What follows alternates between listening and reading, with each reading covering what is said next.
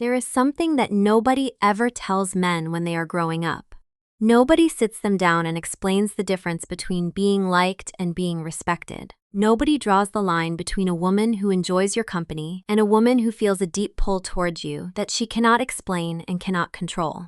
And because nobody ever explains this, most men spend years, sometimes their entire lives, doing everything right by the rules they were taught and still ending up in the same painful place. They end up being the man she calls when she needs someone to talk to. The man she describes to her friends as one of the best people she knows. The man she says she loves but is not in love with. And if you have ever been that man, if you have ever sat with those words and felt the specific quiet devastation of them, then this video is for you. Not because I am going to tell you to become someone different, but because I am going to show you that the man you already are, the real version of you underneath all the people-pleasing and the approval-seeking and the constant low-level anxiety about whether she is happy with you, that man is far more attractive than anything you have been performing up until now. Let me start by telling you something that changed the way I understand relationships completely. Liking someone and respecting someone are two completely different feelings, and they live in two completely different places inside a woman. When a woman likes you, she enjoys being around you. You make her laugh. You make her feel comfortable. She looks forward to seeing you the way she looks forward to a warm cup of coffee in the morning. It is pleasant and familiar and good. But when a woman respects you, something entirely different happens in her body. She feels a pull towards you that is not entirely comfortable. It is exciting in a way that is slightly unsettling. It makes her think about you when she does not mean to. It makes her sit up a little straighter when you walk into the room. It makes her care what you think of her in a way that she does not fully understand. Liking is comfortable. Respect is magnetic, and attraction, real deep physical and emotional attraction, lives much closer to respect than it does to being liked. Most men have been taught exactly the wrong lesson about how to make a woman choose them. They have been taught that the way to a woman's heart is through kindness and availability and putting her needs before your own.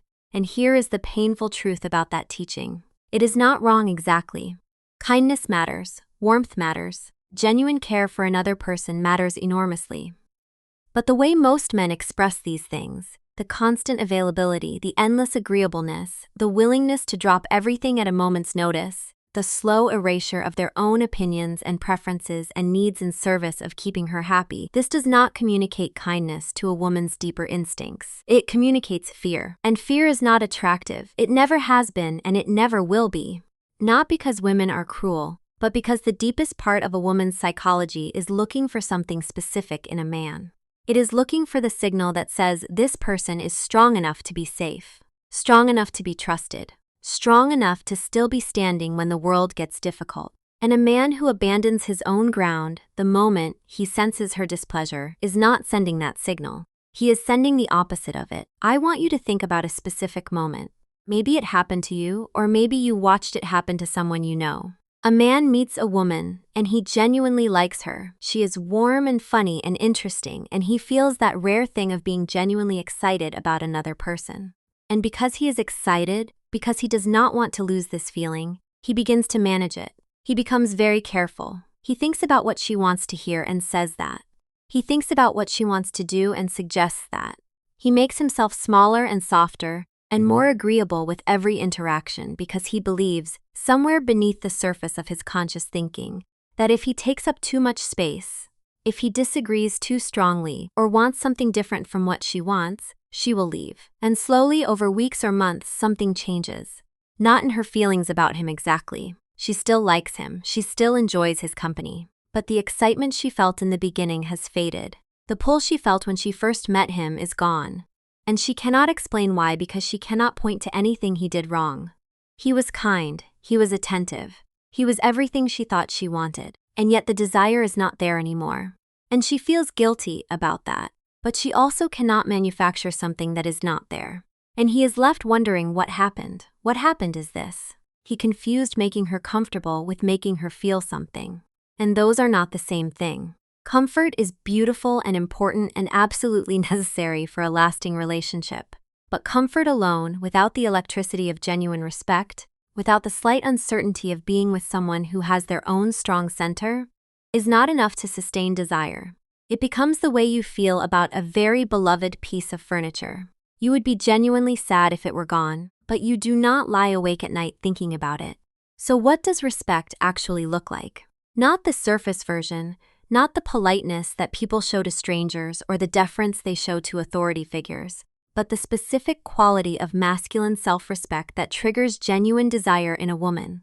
Let me walk you through it in the most honest and practical way I can. The first thing it looks like is knowing what you want and going after it without apology. Not in an aggressive way, not in a way that steamrolls other people, but in the quiet, settled, completely natural way of a person who is comfortable with their own desires and does not need permission to have them. When you ask a woman where she wants to eat for the 14th time because you are afraid to make the wrong choice, you are not being considerate, you're being afraid.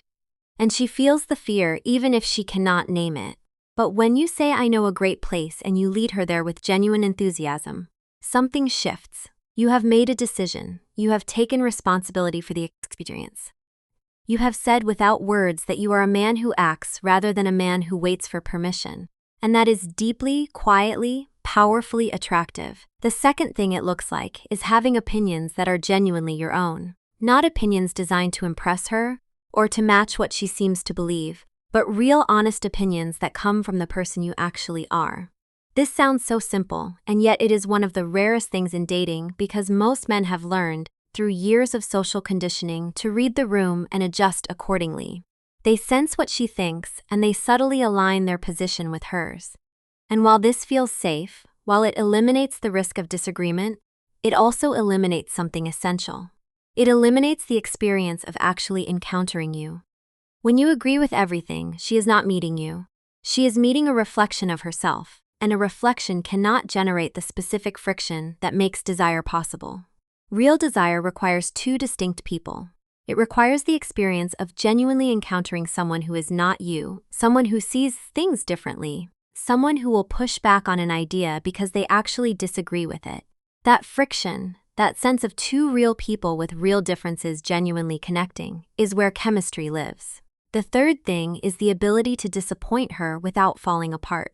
This is perhaps the hardest one for most men to hear, because most men have spent so long trying to make everyone around them happy that the idea of intentionally disappointing someone they care about feels almost physically painful. But here is what I want you to understand. Your willingness to disappoint her sometimes, to say "I cannot make it tonight," or "I do not agree with that," or "I need some time to myself right now," is one of the most respectful things you can do for her. Because when you can disappoint her and survive her disappointment, you are proving something crucial. You are proving that your sense of yourself does not depend on her being pleased with you in every moment. You are proving that you have a center that holds even when the weather around you is rough. And a man with a center that holds is a man a woman can actually lean on. Not just enjoy, lean on, trust, build something real with. Let me talk about something now that I think is one of the most misunderstood concepts in the entire conversation about attraction, and that is the idea of neediness. Most men think of neediness as the obvious kind. The constant texting, the jealous questioning, the inability to spend time away from her. And yes, those things are expressions of neediness, but the neediness I am talking about is quieter and much more common and much more destructive to attraction. It is the low-level constant seeking of her emotional approval that most men do not even realize they are doing. It is in the way you tell a joke and then watch her face to see if she laughed. It is in the way you share an opinion and then immediately soften it based on her reaction. It is in the way you feel your mood shift depending on whether she seems happy with you or not. It is in the way your entire internal state, how good you feel about yourself and your life and your day, is connected to whether she is warm towards you in this particular moment. This is the neediness that kills attraction. Not because it is manipulative or unkind, but because it makes you dependent. And dependence, at the level of emotional survival, is deeply uncomfortable to be around. When someone's emotional well-being is contingent on your constant approval, being with them stops feeling like a choice and starts feeling like a responsibility. She cannot have a bad day around you. She cannot be distant or tired or just quiet without feeling like she has broken something. And that is an enormous weight to carry. The man who liberates her from that weight, the man who is warm and engaged and genuinely interested but whose inner okayness does not live or die by her mood, That man is the most restful and simultaneously the most exciting person she can be around. Because with him she can be real. She can have a bad day, she can disagree, she can be complicated and human. And he will still be there, solid and warm and completely unbothered in the best possible way. I want to take a moment and talk about what genuine respect for yourself actually feels like from the inside. Because I think this is where most conversations about this topic fall short. They tell you what to do, stop being needy, have boundaries, lead more, but they do not tell you what it feels like to actually live from that place. And without understanding what it feels like, the doing of it tends to become a performance, a mask, a set of behaviors that look like confidence on the outside but are still driven by the same old fear underneath. And she will feel the difference between the performance and the real thing every single time. Genuine self-respect feels like this. It feels like knowing, on a quiet and unspectacular level, that you are enough, not perfect. Not without flaws or insecurities or things you are still working through, but enough. Enough that you do not need this specific interaction to go a specific way in order to feel okay about yourself. Enough that you can show up honestly and openly without needing to manage her impression of you every second. Enough that when she does not respond the way you hoped, when the date does not go as planned, when she is cold or distant or unsure, you feel the disappointment of that without it threatening your fundamental sense of your own value. You are okay. You are going to be okay. And that knowledge, lived in the body rather than just thought in the mind, is what produces every behavior we have been talking about.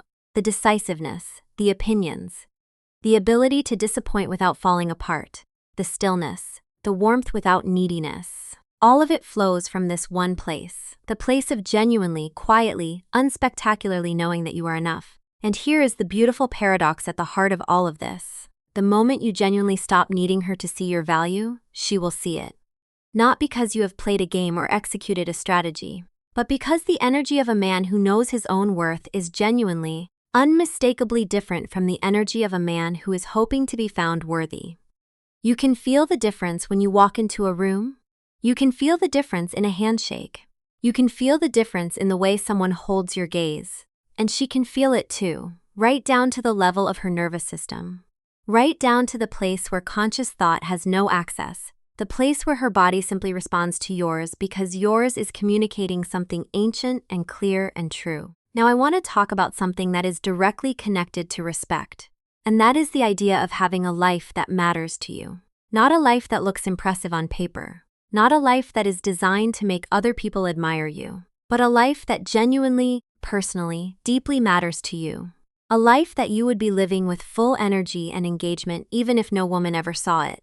And the reason this matters so much is not strategic. It is not that having hobbies makes you more attractive as a dating technique. It is that a man who is genuinely absorbed in something he loves is a man who has answered one of the deepest questions a human being can face. He has figured out what matters to him.